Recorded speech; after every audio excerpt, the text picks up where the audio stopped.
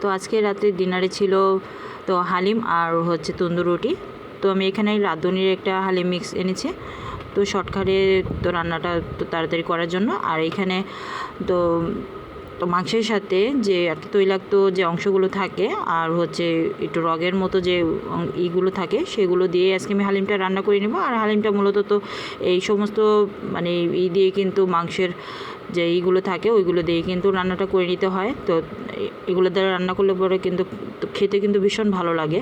তো এই তো হালিম মিক্সের প্যাকেটটা কিন্তু আমি ঢেলে দিলাম।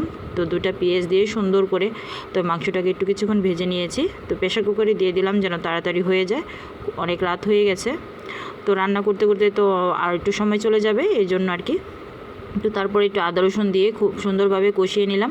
তো কষিয়ে নেওয়ার পরে তো মাংসটা সিদ্ধ হওয়ার জন্য তো পরিমাণ মতো পানিটা দিয়ে আমি সিটিতে তো দেওয়ার জন্য এখানে 4টা সিটি দিয়ে তো এখানে আবার তো চুলাটা বন্ধ করে তো সিটিগুলি সব কিছু তো বের করে তারপরে কিন্তু যে মাংসটা তো হয়ে গেছে রান্না, তো সেটা দেখে নিলাম। তো তারপরে তো ডাল ভিজানোগুলো এখন আমি দিয়ে দিচ্ছি। তো দিয়ে দেওয়ার পরে সুন্দরভাবে রান্নাটা আমি করে নিব। তো গরম পানিতে ডালটা তো ভিজিয়ে রেখেছিলাম কিছুক্ষণ, 1 থেকে 1.5 ঘন্টার মতো।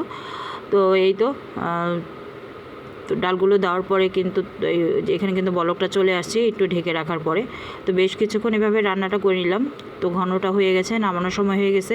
আর এখানে পেঁয়াজ পেঁয়াজ বেরেস্তা, কাঁচামরিচ, লেবুর রস, আদা, ধনিয়া পাতা আর সব কিছুই আমি রেখেছি। তো এক এক করে সবগুলো পরিবেশনের জন্য দিয়ে দিচ্ছি। তো কাঁচামরিচ কুচি, পেঁয়াজ আর এখানে যে শসা, লেবুর রস, ধনিয়া পাতা, তো এগুলো সব কিছু দিয়ে দিলাম। আদা কুচি, তারপরে দিয়ে দিচ্ছিলাম তো এখানে পেঁয়াজ বেরেস্তাগুলো তো দিয়ে তো এই তো পরিবেশনটা করে নিলাম। তো ভীষণ ভালো লেগেছে আজকে রাত্রে ডিনারের আয়োজনগুলো। তো ছোটো বড়ো সকলেই খুব মজা পেয়েছে খেয়ে।